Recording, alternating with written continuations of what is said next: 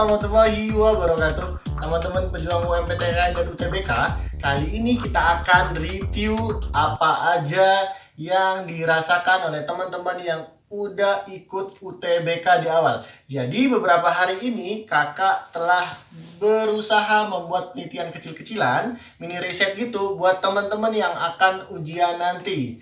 Dan di akhir video ini, teman-teman ada juga ranking nasional tryout keempat kemarin. Yang lebih kurang ada 10 ribuan sampai 11 ribuan teman-teman yang ikut. Jadi, kita akan bahas apa sih yang dirasain teman-teman yang udah tes UTBK kemarin. Jadi, ini kakak riset dari beberapa sumber-sumber media massa, berita, dan dari Cambaba langsung calon mahasiswa baru langsung yang telah tes kemarin di UTBK. Jadi yang pertama kita akan bahas apa aja perasaannya, dan yang kedua solusi buat teman-teman yang akan menghadapi UTBK. Ini penting banget, tonton sampai akhir. Yang pertama, perasaan-perasaan yang mereka rasakan itu dari sekian banyak penelitian kakak dapat adalah mereka saat masuk ke ruangan mereka merasakan adanya rasa yang sangat deg-degan. Biasa ya, ini ujian penentuannya. Terus ambiar katanya kalau bahasa Jawa itu, tegang banget. Jadi dari perasaan deg-degan, ambiar, tegang ini pasti akan muncul. Jadi teman-teman sebelum tes masuk, teman-teman harus bisa mengurangi rasa ini. Misal teman-teman dengan bisa berwudu terlebih dahulu yang muslim, ataupun sholat duha, ataupun sholat atpa, ataupun tilawah yang bisa menenangkan hati teman-teman, ataupun istighfar, ataupun teman-teman yang suka nonton silakan nonton video ataupun tonton YouTube dongeng atau baca komik biar teman-teman rasanya fresh, jadi tidak akan adanya rasa tegang ketika masuk ruangan. Cara teman-teman masing-masing, atau yang suka makan silahkan makan, minum, dan sebagainya. Itu yang teman-teman kemarin rasakan. Selanjutnya, dari mengenai soal-soal, ini yang penting banget teman-teman. Soal-soal itu adalah kuncinya. Ketika teman-teman deg-degan, ambiar, tegang, dan teman-teman udah siap banget, udah paham semuanya, dan merasakan rasa deg-degan, ambiar ini, semua akan amblas. Jadi itu teman-teman harus persiapan mentalnya. Terus mengenai soal ada yang merasa soalnya mudah. Ada yang merasakan soalnya mudah, Kak. Dari kakak cari, kenapa soalnya mudah? Mereka belajarnya maksimal, optimal. Jadi mereka belajar dengan total, maksimal, dan terbiasa dengan cara-cara yang UTBK lakukan. Misal, untuk soal TPS, mereka mengerjakan dengan waktu yang sesuai di saat UTBK. Jadi momennya sudah terbiasa, nggak tegang lagi. Itu solusinya. Terus ada juga yang merasakan soalnya itu susah. Soalnya itu susah, Kak.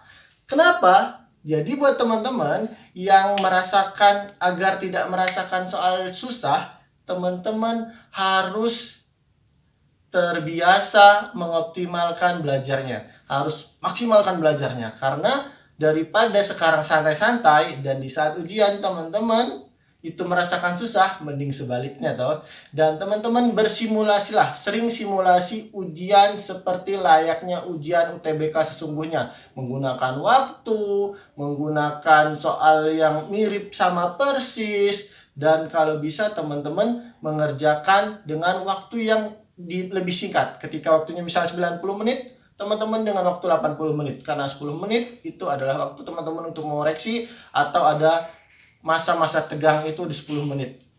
Terus selanjutnya ini yang paling menarik. Ada dari teman-teman yang tes kemarin bercerita bahwa soalnya tidak sesuai ekspektasi, Kak. Waduh, ini bahaya banget ketika merasakan adanya soal yang tidak sesuai ekspektasi.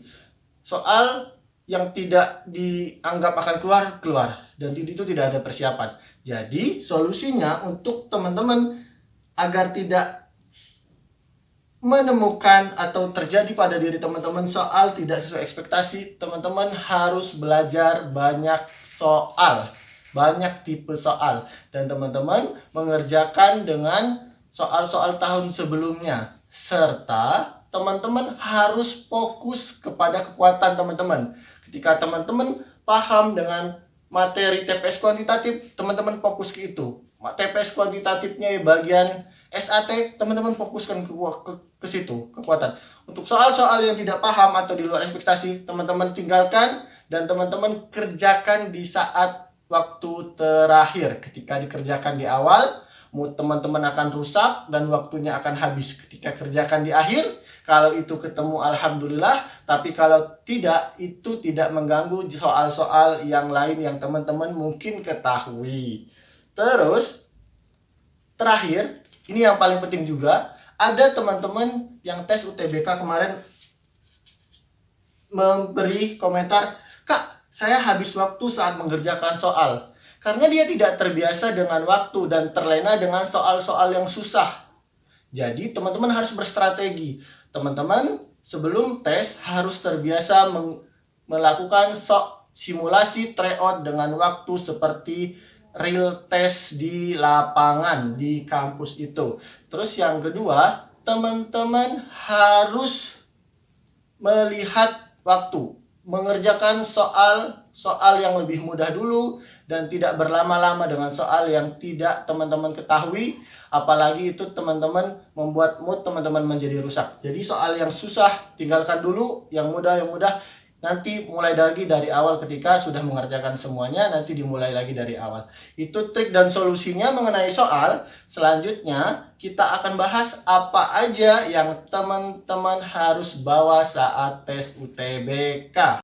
Oke, selanjutnya apa aja yang teman-teman harus bawa di saat tes UTBK ya? Apa aja yang teman-teman harus bawa saat UTBK? Dari apa yang teman-teman yang lain lakukan. Yang pertama, dari segi protokol. Teman-teman, protokol kesehatan COVID ya. Teman-teman harus bawa masker. Ada kampus yang mewajibkan masker medis, ada yang mewajibkan masker kain. Jadi setiap kampus teman-teman harus perhatikan bawa maskernya seperti apa ya. Tapi itu wajib, teman-teman harus bawa masker. Selanjutnya, teman-teman dianjurkan untuk membawa hand sanitizer. Teman-teman juga harus jaga jarak, ikuti protokol yang ada di kampus masing-masing. Selanjutnya, ada beberapa universitas yang meminta teman-teman untuk membawa surat sehat. Ada yang diminta untuk bawa surat sehat. Jadi teman-teman dari sekarang harus jaga fisiknya, jaga kesehatannya. Karena ketika sakit teman-teman tidak diizinkan untuk ikut tes UTBK. Jadi jaga kondisi fisik kesehatan teman-teman. Ada yang diminta untuk bawa surat sehat, ada yang dicek dan ada yang tidak. Tapi teman-teman persiapkan ini dari sekarang, nggak apa-apa.